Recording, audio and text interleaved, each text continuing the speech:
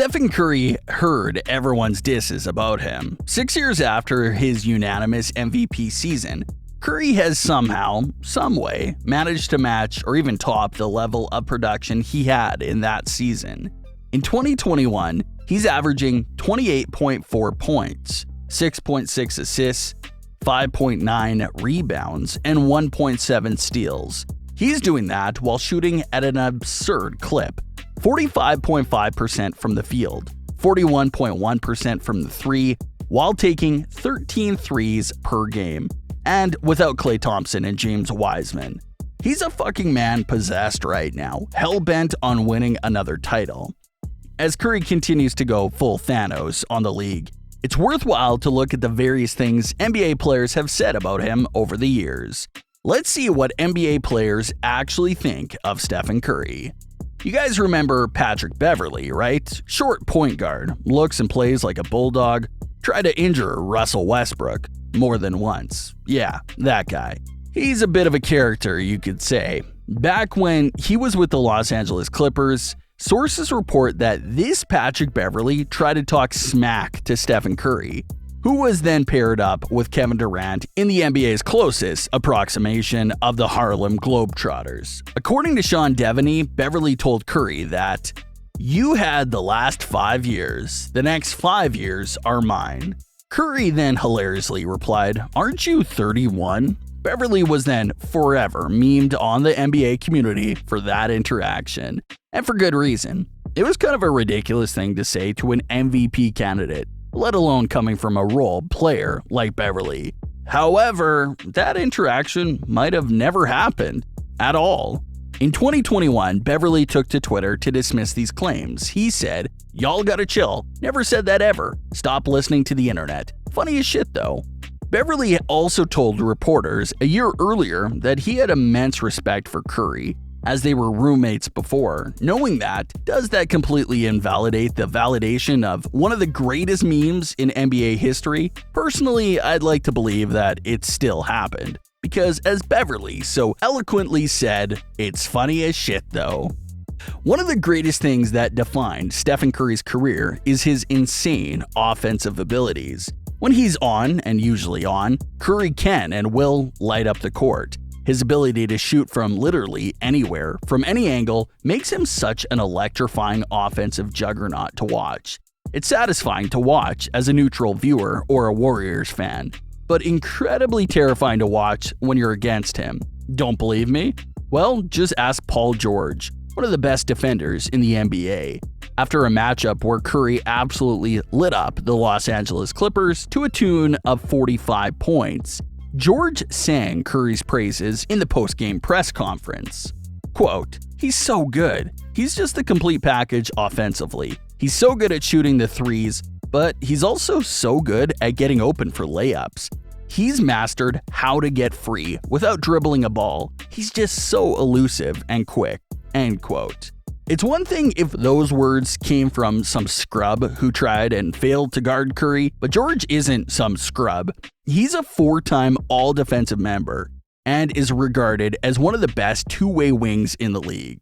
One of the best defenders of our era struggled against Stephen Curry and is telling everyone why he smoked them. To be fair to Paul George though, every defender gets smoked by Curry. If he's hot, no defense in the world can stop him. How in the world did Stephen Curry get so good at basketball? Is it because of steroids, Michael Jordan's secret stuff, some voodoo magic to give all of Jimmer Fredette's NBA stats to Curry? Who the fuck knows? If you ask one of his former teammates though, the secret is Curry's determination to be the best. After Curry smoked the Brooklyn Nets in their highly anticipated matchup, former Golden State Warrior Kevin Durant shared some thoughts about his former teammate Curry. Quote, "He put in a ton of work. He cares about the game. He loves his teammates and plays with energy. So that's what you get every night with a player like that, playing at an MVP Hall of Fame level. You gotta respect it." End quote. Durant is also one of the NBA's hardest workers. Despite his penchant for engaging fools on Twitter Spaces and reacting to the most random of people on that site, his work ethic is unparalleled. He's one of the few hoopers in the NBA that's truly dedicated his life to basketball. Him praising Curry for putting in a lot of work is like Mr. Miyagi congratulating you for being a kung fu master. Despite shedding the injury-prone tag that he's had for years, Curry still couldn't avoid the injury bug completely. He missed the majority of the 2019-20 season due to wrist injury, severely hampering the Golden State Warriors. It also deprived fans of the Steph and Curry show that everyone loved until their team got to experience it too. After the Houston Rockets played the Curry-less Golden State Warriors in 2019, James Harden couldn't help but feel bad for the basketball world. He said after that game that, quote, "The world and the game is missing obviously Steph and Klay. Obviously the game is missing them. Obviously their fans are missing them." End quote. And then he returned. And boy, did he return in a big way. He lit up the NBA in ways we've all seen before, and the world was better for it. He started torching defenses with a vengeance, almost as if he was making up for the time that he missed on the court. Before his return, though, he was busy giving input to one of NBA players he's closest to. Seth Curry, Steph's well-known brother, revealed how the two bonded while the Warrior star was sitting at home watching the playoffs for the first time. Quote, "It's always cool to get some feedback from those guys. Last year they were out, not playing in the bubble, and I was in the bubble. We always watch each other when we're playing.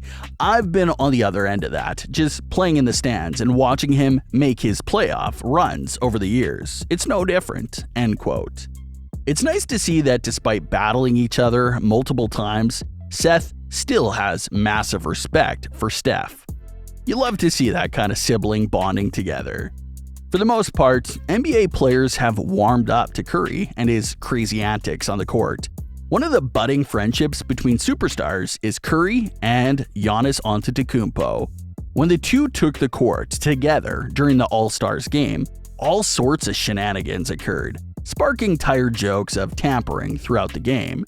However, when in a serious competitive game, some players just feel absolutely helpless when Curry's on the court. During Steph's iconic 2016 game against the Oklahoma City Thunder, Enes Kanter knew that his iconic shot was going in before it even passed the rim. All in all, I think LeBron James can sum up how we collectively feel about Steph and Curry with one simple tweet. That's it for this video. Thanks for watching. Leave a like on this one, subscribe if you haven't, and comment on what video idea you want to see from us next. Till next time, bye.